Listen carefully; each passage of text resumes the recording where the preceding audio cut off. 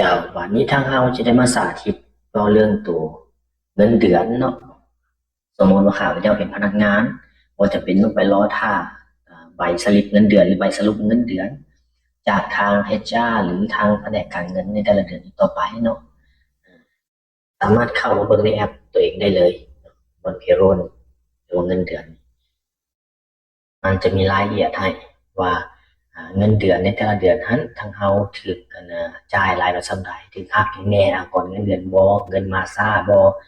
เงินเดือนบ่ทางระบบมันจะสรุปให้ละเอียดเลยเนาะว่าจะเป็นต้องไป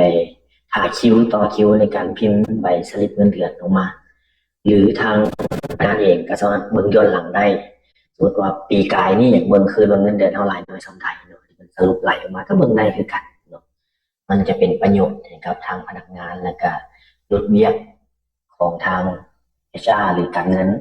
ก็จะเป็นต้องมาพิมพ์หรือว่ามาสรุปใส่เจียให้กับพนักงานยกตัวอย่างว่ามีพนักงานเป็นร้อยเป็นพันคนเสียเวลาเนาะระบบตัวนี้มันจะสอยได้หลาย